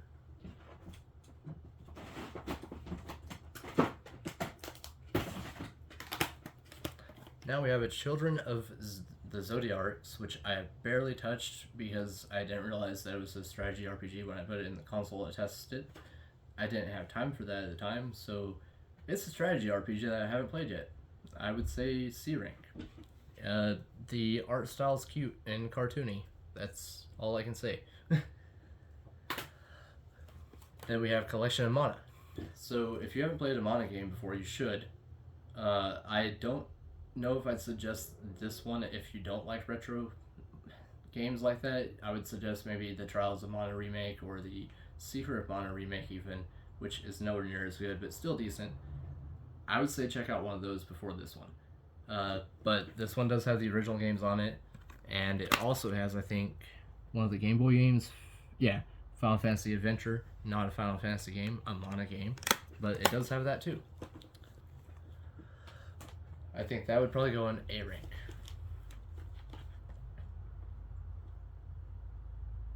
Then we got Cooking Mama Cookstar. I got this just because it's probably the last Cooking Mama game we'll ever get, I'm sure, and I thought it would be funny. If you like Cooking Mama, then you should get this. It's a most likely a F rank game. Then we got some Cult of the Lamb, which no longer will be able to be bought on online, I think, because of the situation with Unity. But thankfully, they did go back on that, if anyone wasn't aware. But yeah, Cult of the Lamb, a game where you play as a lamb that has a cult and you go around killing stuff. It's great. You can also clean up your followers, fecal matter and their puke. It's great. There's so much fun stuff to do. Yeah, highly recommend it. I'd say S rank just because I thoroughly enjoyed it. I beat it. It was great. Then we got some Darkest Dungeon, which is so dark you can't even see the title on that case. This is another game that is kind of roguelike. It's hard to explain. There's no other game like it, really. It's just... I don't know. It's hard to explain. It's a very stressful game, and I mean that literally because your characters actually get stressed out, and you can have heart attacks in it. If you like a game where you're always on edge and you never know if you're going to make it through another door or another room or another step, check it out. It'll have you on edge. And I'd say A rank because I do it. I go back to it from time to time. I enjoy it. Also, the inside of it is kind of cool with all this blood here. That's neat. Then we got some Darksiders Genesis right there, which is I guess the fourth Darksiders game in a way, but not really, and it's not as good as the others in my opinion. This one was a top-down action game that was kind of forgettable, and I just never really felt the need to finish it. Which kind of sucks. I enjoyed what I played, I just never felt the need to finish it. I would say C rank. And maybe I'll try to beat it one day, but something about it just wasn't working for me at the time. Now we have Demetrios and Xenon Valkyrie. This is a double pack of some weird games that I'm going to be playing later tonight because I liked what I played earlier.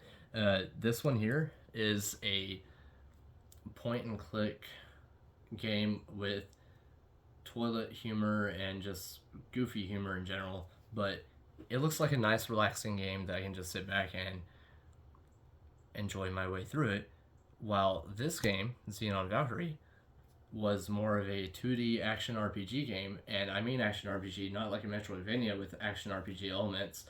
This one was just like a straight up action RPG in my opinion, but also with roguelike elements as well. So I'm going to have to put more time into that later, but I fully intend on playing both of these later. And for what little I played of them, I'd say A rank for now. They might even go up to S if I finish them and see what I think then.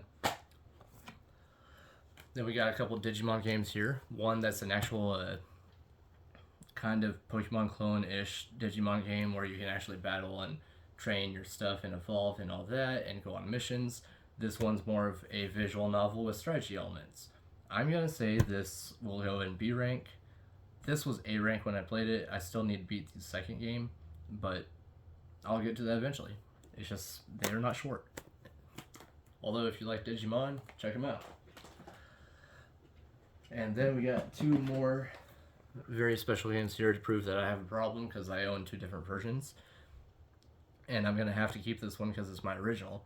So I have the original Dead Cells with no DLC, and then we have the new version with all the DLC, including the Castlevania one, which in my opinion, what's it called? Motion Twin, I think, is the developers.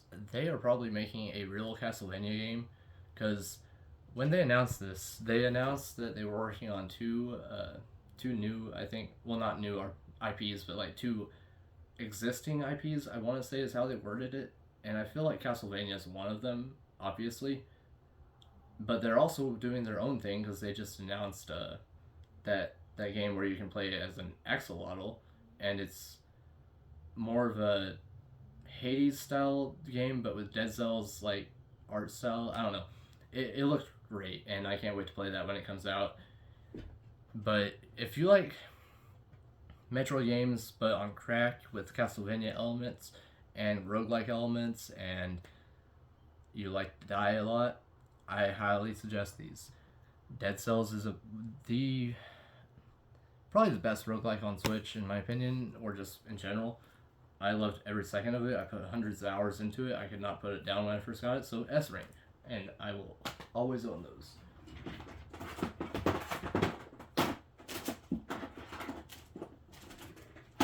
Then we have some Dragon Quest Builders 2 here, which is like Minecraft if it was actually fun to play. This is an action RPG with Minecraft building elements, but it's not boring like Minecraft. I just can't stand Minecraft. There's nothing in it for me. I'm not creative. I like a game that has a story that I can just follow along and build the minimal amount of stuff that it wants me to do. So I'd say this was a B rank just because it's not my favorite type of game, but I did have a fun time. And then we have some Dragon Quest XI, which is a more traditional JRPG style game, which I had a blast. I had to play it in two different sittings. I started it once, played a few hours, set it down for a year, kind of like I did with Xenoblade. Then I picked it up again and enjoyed every second of it the second time I played. So it's also kind of my introduction to Dragon Quest, so I need to start playing some more of the mainline ones. I have some of the ones on DS, and I even have Dragon Quest VIII on PS2, I think. So I'll get to them eventually, just haven't got to it yet. But if you like RPGs that are turn-based and have cool characters and decent storylines, check it out. I'd say A rank. Then we got some Dragon's Dogma here. Dark Arisen, it's an action RPG open world game that I had a pretty decent time with, but I really don't like Western RPGs that much, so I'd say probably C rank for me. I feel like most people would say it's a lot higher on the tier list, but yeah, C rank. It was fun, just not for me. Then we got some Dungeon Munchies, which is a strange little 2D indie game that you go through dungeons killing bugs and other critters and all kinds of stuff. You get parts from them, you use those parts to cook with, then you eat that weird thing that you just made, and it gives you special abilities. So you just kind of do that. You eat weird stuff in this game to gain abilities to make your character more powerful so you can progress farther along, and it's just a 2D action game. Aside from that, a lot of people were complaining about some stuff about it, like I think the controls are really floaty, but it was kind of enjoyable after a few minutes of getting used to it. But it's not perfect. It's not as bad as other people were saying. I think B rank for now. And then we got some Dust and Elysian Tale. This is a very underrated game, I feel, and more people need to talk about it. It's an amazing 2D action RPG game where you just kind of feel like a god through the whole thing at times, because you can just do these wonderful combos on like tons of enemies, and it's a blast. I love the action combat, everything in it is perfect. And there we go.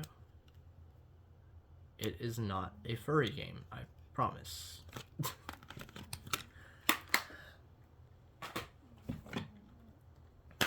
Then we have some Forager here, which is a very disappointing game to me because I had high hopes for it. I'm putting it in C rank because it's hard to explain. It's just like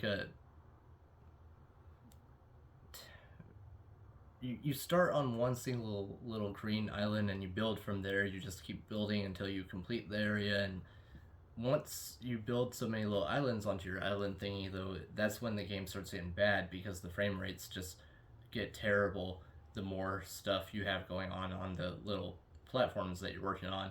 Because you can have these machines that are doing things and building stuff for you, crafting stuff for you. If you have too many of that going on, it slows the game down and makes the gameplay miserable. I I don't know if I recommend this game on not on Switch anyway. I'd say it was a D because I was expecting so much more.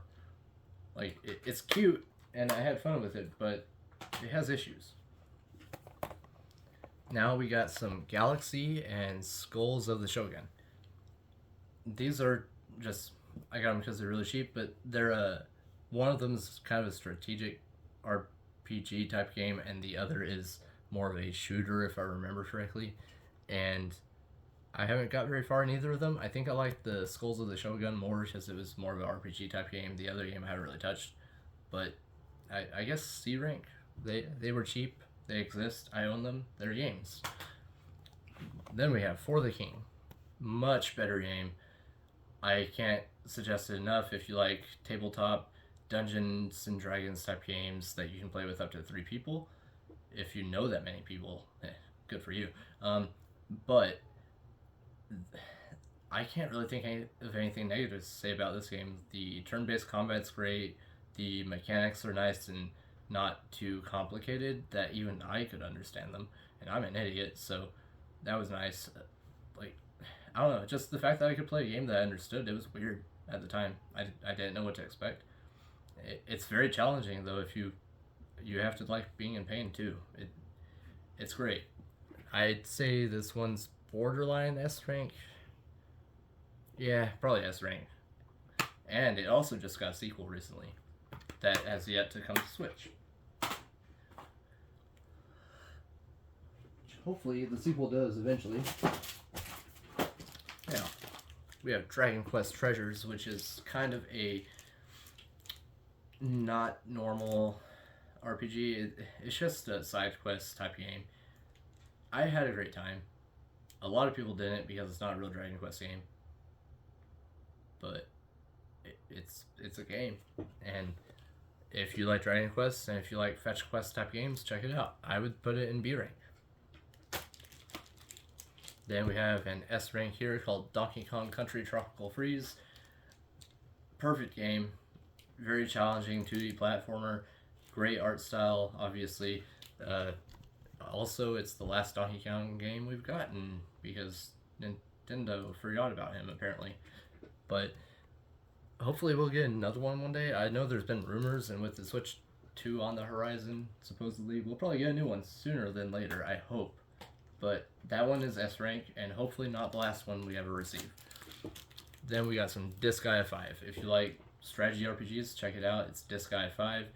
I haven't checked it out yet. I have played through some of the Disgaea games, and they're definitely games. I'd say it's probably going to go in the C rank because it's kind of just fluffy, cute dialogue a lot of the time. Nothing too special. Then we got another game that most people love that I just wasn't a fan of. Golf Story. I got the B-Side Games edition before they shut down, which I also got like 3 of their other games before they shut down. And this might have been my favorite out of the bunch, which is not saying much. Yeah. Here's the other 3, just to get them out of the way. So we got Kamiko, which I also played and beat, and it was okay. It took like an hour. And then we also got this shooting game here that is like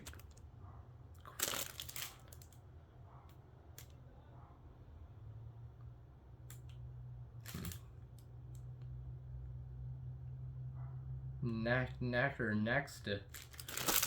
That's what that is. And Chronicle Pact. So this was a cute little something that I played. I can't remember much of it. It was very forgettable. It was probably something with RPG elements. This is a shmup that kind of sucked and was disappointing. Yeah, these 2 were the best, and they were not that great. Golf Story is just a golf game with RPG elements, and the story that really didn't hold my attention. And yeah, B-Side Games, they went out of business for some reason. Yeah, all of those, honestly, I think I'll just throw in C tier. Then we got some Final Fantasy, the Pixel Collection with all 6 games. Can't wait to play it. Haven't touched them yet. I have played like a little bit of the first game here and there in the past, some of the second game. I need to play all the others, I just haven't. But yeah, if you know what Final Fantasy is, here it is. It probably A rank, at least for those 2. And 4, I've heard good things too. But yeah, you can't go wrong with those. I mean, old school RPGs. Then we got some Fairy Tail, which is based on the anime, I assume. And I'm pretty sure this one's also an RPG and not a fighting game. I have not played it though, so it's going to go in the C rank. Then we have Galaxy of Pen and Paper, which is freshly not open, so I haven't played it yet. But I think it's like a weird take on D&D style like RPG stuff because it involves pen and paper. I don't know. I got it because it's weird, and I'll get to it one day. Just not yet. But either way, there it is.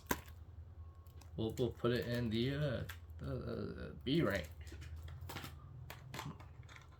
And then we got some Ghost Blade HD, a shoot 'em up that I actually really enjoyed and beat multiple times. I highly suggest if you like shooting stuff. It was great. A rank for sure. And then we have a Kemco RPG Omnibus with 4 RPG games that are very below average. I've only played through one of them. It was almost rememberable. I'm putting this in C rank because they're RPG games when you don't have others to play, and there's too many others to play these days. Also, I somehow damaged the case there. That sucks. But here is Fire Emblem Engage, another strategy RPG I haven't played. Probably gonna go in C rank because it looks really goofy in some ways, but I don't know. We'll see. I'll probably like it. And then we have Final Fantasy XII, the Zodiac Age, which I haven't had a chance to touch it because I want to do those in order when I get to them. So it's going to be a while. This one's probably going to go in A rank. I've heard good things. Along with this is probably going to go A rank as well. Final Fantasy X and X-2.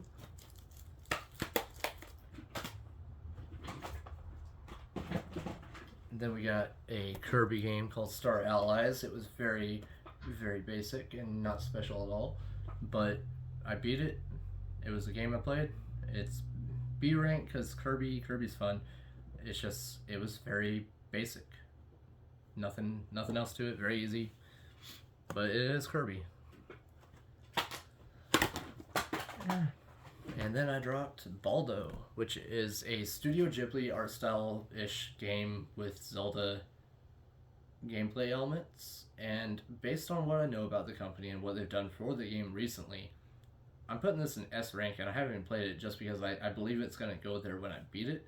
It might go in A rank, but either way, this is a game that the developers did not give up on. They just finished it recently by adding free DLC that actually completes the story in the way that they wanted, and they've added some other DLCs that are more missions, more gameplay to the game. So it's like I want to say 70 or 80 hour game, I've heard, and that's a lot for a game with that gameplay style. So I'm intrigued and terrified to start it.